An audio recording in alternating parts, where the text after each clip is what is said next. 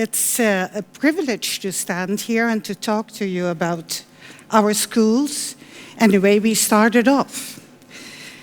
It's about 16 years ago we started off thinking even about this because we could see the children were having a lot of problems. And we didn't realize really how could we help them. So we started off thinking and changing and having to look at things and talking to people and talking to children. And it's very difficult to start a school also in the Netherlands. Especially, you have to be recognized by the government.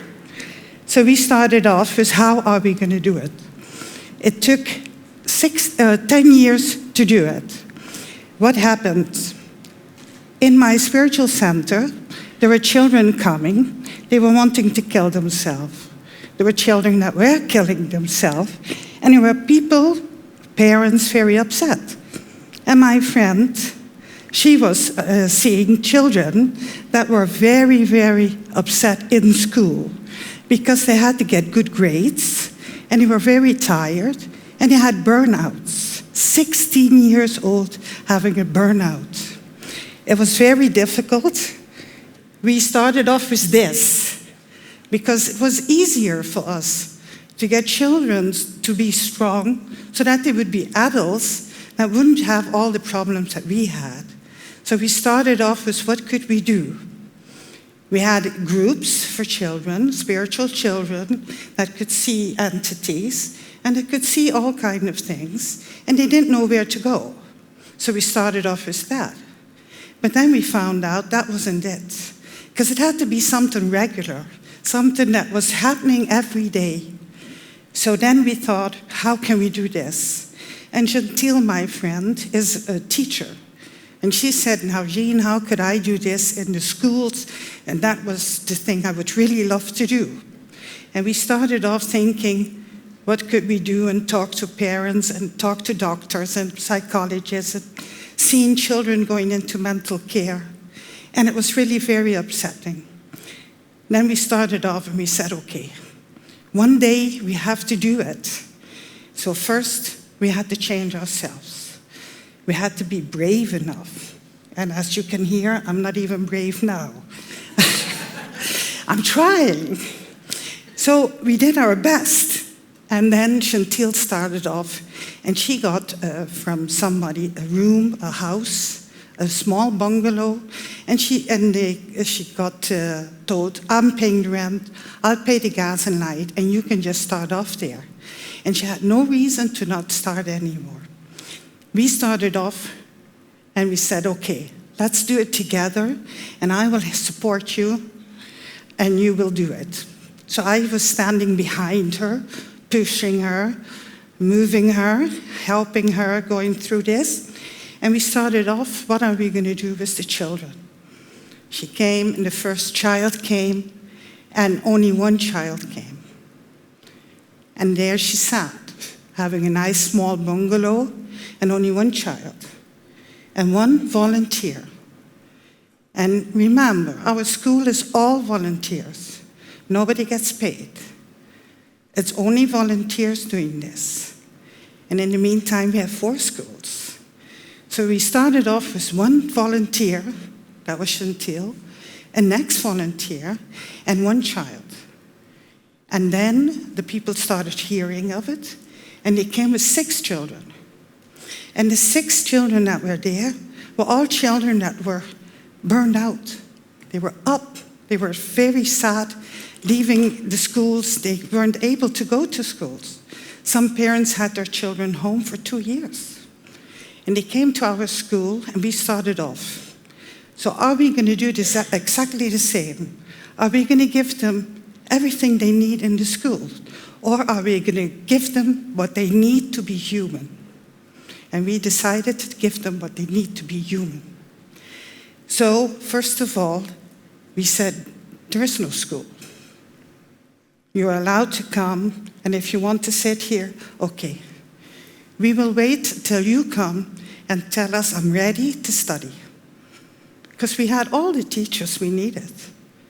Because you know, when you start something new, everyone wants to come and help. And that's what was happening to us. And we were very amazed seeing the things that were happening. I don't know what's happening. I'm pushing the green button, but I'm not getting the pictures I need.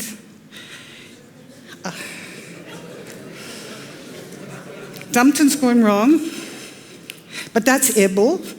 And of course, we are not afraid for problems because we don't have them. We have solutions.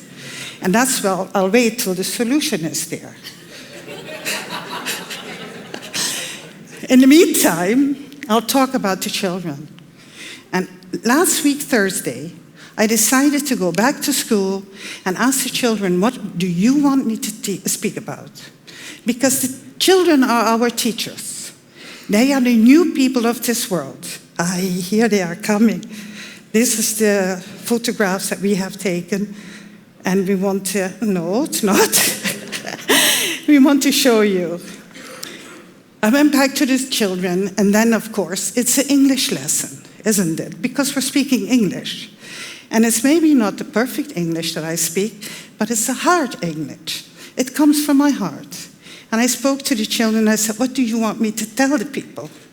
And first of all, one of the newer children said, I want you to speak the truth. Tell them that we're okay. And yes, sometimes we want to kill ourselves. And yes, sometimes we're depressed. And sometimes we're all okay. But one thing, we love this school and we want to stay here. So please tell them that. And then they said, can we have a whiteboard? And we wrote down all kinds of things. And we started off letting them tell us what they wanted to tell you. So the children started off saying, okay, we want you to tell them that we're very proud of our school. And here you can see what we do. We're a big family. We eat together, we cook together, we clean together, and we learn together. And the children are sitting there and telling us what we can do, what they want to do. One thing they wanted to do is they wanted to travel. They wanted to travel to other countries. And we made it possible for them, but they had to earn their own money. And it's difficult. How are you going to earn your own money if you're even too young to work? So we decided that we would have a Christmas market. And they had the Christmas market, and then they could finance their trip to Rome. That was one of the things. And then we had another child coming to the school, and she's handicapped. And her mother had her in a school when they didn't think that she was capable to learn. She came to our school, and then she had this one capability. She got the love of everyone in the school. And the children just stood around her and welcomed her and didn't even see that she was handicapped. She was in a wheelchair. She can't walk, she can't talk, but she can hear and she can tell us what she likes. And there you can see one of our small children. She goes over and she lets us see the compassion. And that's the thing that they teach us. Our children teach us. And they are teachers. They teach us compassion. And you can see when the new children are coming into the groups, you can see that the other children are taking them by the hand and taking them into the meals and taking them everywhere to go. We have made it the first school recognized in the Dutch, in the Netherlands, being a spiritual school. And the spirituality is not angels. It's not something out of us. It's something in us. So we are teaching our children to come back to themselves, because most of them have been bullied and very badly hurt. And when they go to the normal schools, being high-sensitive children, it's very hard for them to agree with the world around them. They come to our school, and what do they find? They can find comfort. They find people that are like them. And they also find that they can still get their diplomas, except they're not school diplomas. They're by the government. And that means that if they go for Dutch or English or what, they have to go every time again to Nijmegen, and they have to make their exam there. They can't do it on the school, so they have to go to strange people. And imagine, there are very frightened children often, but they are so strong now that they go up there and they know exactly what to do and how to handle themselves. And we have asked them, what would you like them to let me tell the people? One thing is, thank you for being able. Thank you for taking the time. Thank you for seeing us. And thank you for not making the school so big that nobody knows us.